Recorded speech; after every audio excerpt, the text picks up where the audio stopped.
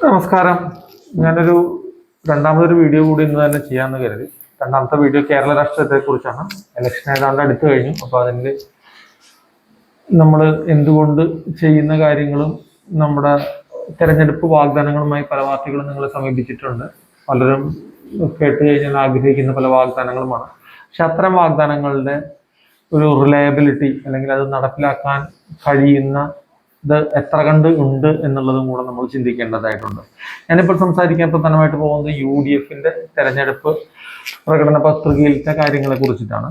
അപ്പോൾ അതിലെ UDF-ന്റെ പ്രകടന പത്രിക ഇത്തവണ മാനിഫെസ്റ്റോ ഒരുപക്ഷെ 10 വർഷത്തിന് ശേഷം എന്തായാലും ഇത്തവണ അധികാരം പിടിക്കണം എന്ന് തന്നെ കരുതിക്കൊണ്ട് ധാരാളം വെൽഫെയർ സെക്യൂരിറ്റി സ്കീമുകൾ അവർ പറഞ്ഞിട്ടുണ്ട്. ഇപ്പം മിക്കതും ഇന്ദിരാ ഗ്യാരണ്ടി അല്ലെങ്കിൽ മരിച്ചുപോയ നമ്മുടെ മുൻ മുഖ്യമന്ത്രി ഉമ്മൻചാണ്ടിയുടെ പേരിലുള്ള ഹെൽത്ത് ഗ്യാരണ്ടീസ് ഒക്കെയാണ്. പ്രധാനമായിട്ടും അതിൽ പറയുന്നത് ഒന്നാമത്തെ ഗ്യാരണ്ടി എല്ലാ കോളേജിൽ പോകുന്ന കുട്ടികൾക്കും 1000 രൂപ വെച്ചിട്ട് കൊടുക്കും എന്നുള്ളതാണ്. രണ്ടാമത് ഒരു വെൽഫെയർ പെൻഷൻ 3000 ആക്കും എന്നുള്ളതാണ്. അതുപോലെ ഒരു ഇൻട്രസ്റ്റ് ഫ്രീ ലോൺ 5 ലക്ഷം വരെ പുതിയ എന്റർപ്രനേഴ്സിന് കൊടുക്കും, അല്ലെങ്കിൽ ആശാ വർക്കേഴ്സിന് 700 രൂപ കൂട്ടും എന്നുള്ളതാണ്. നമ്മൾ ഈ കാര്യങ്ങൾ പറയുമ്പോൾ തന്നെ നമുക്ക് കേൾക്കാൻ പലപ്പോഴും രസകരമായി തോന്നുമെങ്കിലും ഇത്തരം വാഗ്ദാനങ്ങൾ കൊടുക്കുമ്പോൾ ആലോചിക്കേണ്ട വസ്തുത, ഒരു സ്ഥലത്തിൽ നിന്ന് ഒരു റവന്യൂ സോഴ്സ് കണ്ടെത്താതെ ഇനി കൊടുക്കാൻ കേരളത്തിന്റെ ഇപ്പോഴത്തെ സാമ്പത്തിക അവസ്ഥയിൽ സാധ്യമല്ല. VD സതീശനും മറ്റു നേതാക്കളും നിയമസഭയിൽ പല ആവർത്തി പറഞ്ഞിട്ടുള്ളതാണ്.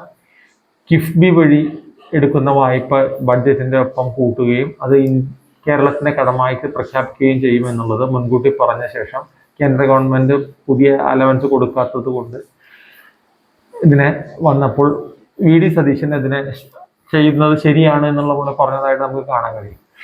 അപ്പം മിക്ക പ്രവർത്തനങ്ങൾക്കും പൈസ ഇല്ലാതെ നിൽക്കുന്ന ഈ ഘട്ടത്തിൽ പല കാര്യങ്ങൾക്കും പലപ്പോഴും ട്രഷറി അടച്ചിടേണ്ടി വരില്ല എന്നുള്ള അവസ്ഥയിലൂടെ കടന്നുപോയ സന്ദർഭത്തിൽ ഇത്തരം പുതിയ വാഗ്ദാനങ്ങൾ, ഇത്തരം വാരിക്കോരി കൊടുക്കലുകളിനുള്ള സോഴ്സ് കൂടെ പറയേണ്ടതായിട്ടുണ്ടായിരുന്നു. പക്ഷെ അതൊന്നും ഇവിടെയും കാണുന്നില്ല. അതാണ് ഒന്നാമത്തെ എൻ്റെ പ്രധാനമായിട്ടുള്ള പരാതി. ഉമ്മൻചാണ്ടി ഹെൽത്ത് ഇൻഷുറൻസ് സ്കീം ഉണ്ട്, 25 ലക്ഷം പെർ ഹൗസ് ഹോൾഡ് കവറേജ് കൊടുക്കുന്നത്. നമുക്കറിയാം ഇപ്പോൾ ഒരു കാരുണ്യ സ്കീമുണ്ട്. കാരുണ്യ സ്കീം ഉണ്ട് എന്ന് പറയാമെങ്കിലും പലപ്പോഴും പല ആശുപത്രികളും, പ്രത്യേകിച്ച് പ്രൈവറ്റ് ആശുപത്രികൾ, അവ സ്വീകരിക്കുന്നില്ല.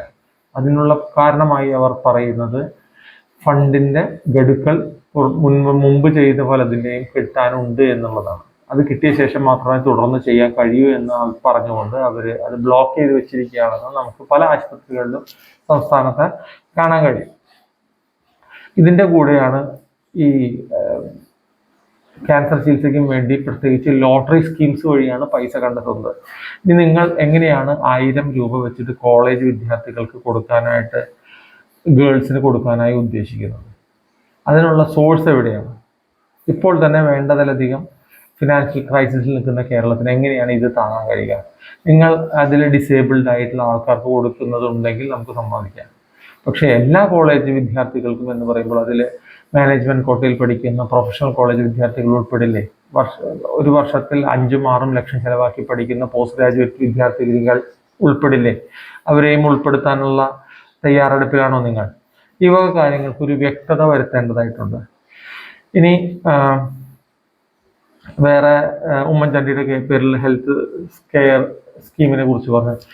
5 ലക്ഷം വരെയുള്ള കാരുണ്യ സ്കീം ലഭിക്കാൻ കഴിയാതെ ബ്ലോക്കായി കിടക്കുന്ന നിങ്ങൾ 25 ലക്ഷത്തിൻ്റെ കൊടുക്കുകയാണെങ്കിൽ അത് നടപ്പിലാക്കാൻ കഴിയുമെന്നുള്ള എന്ത് ഗ്യാരണ്ടിയാണുള്ളത്?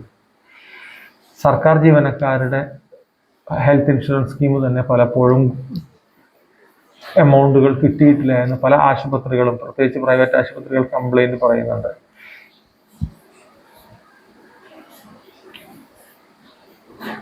ഫ്രീ ബസ് ട്രാവൽ, കേരള KSRTCയുടെ അവസ്ഥ എങ്ങനെയാണെന്ന് നിങ്ങൾക്ക് നന്നായിട്ട് അറിയാം.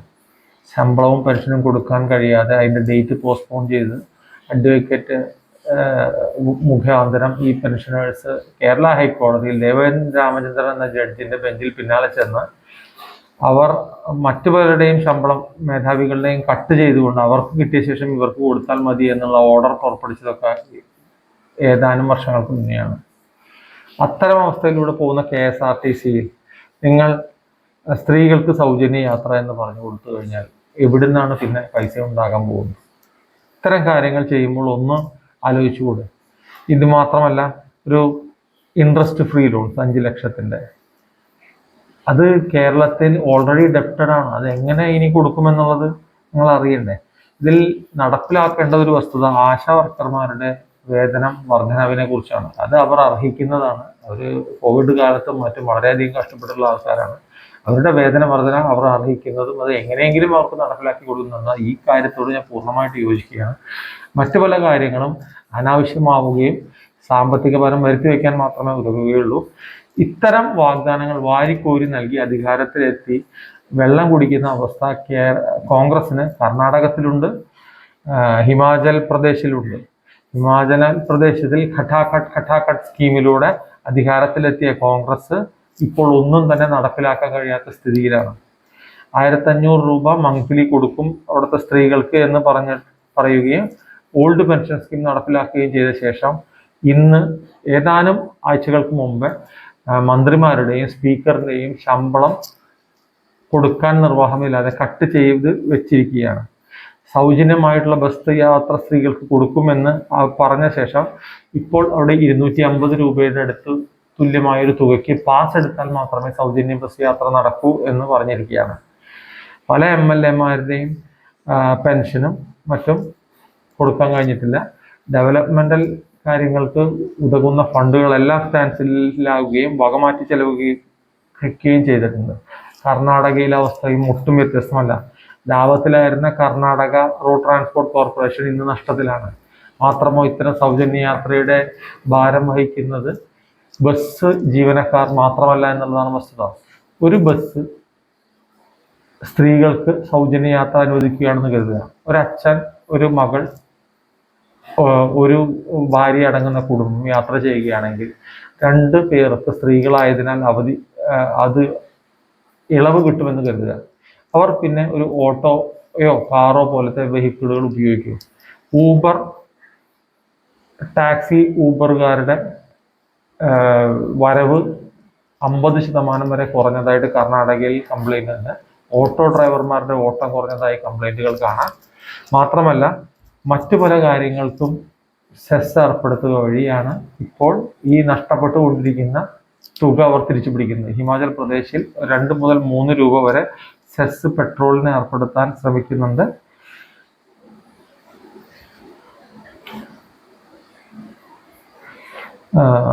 മാത്രമല്ല ഇത് സ്കീംസിന്റെ ലക്ഷ്മി ഭണ്ഡാർ സ്കീം ആദ്യത്തെ ഇതിന് വെസ്റ്റ് ബംഗാളിലും മറ്റും നടപ്പിലാക്കി അവിടെ ഇൻഡെപ്റ്റഡ്നെസ് വല്ലാതെ വളരുന്നതായിട്ട് കാണാൻ കഴിയും.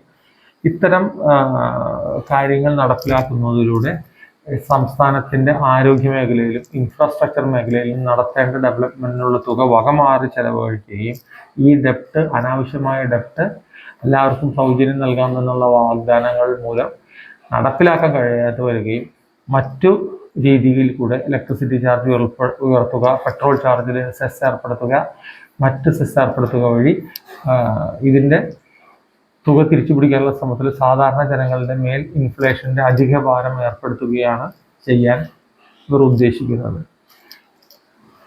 ഇത്തരം നടക്കാത്ത സ്കീമുകൾക്കുമായി വോട്ട് ചോദിക്കാൻ വരുമ്പോൾ ഈ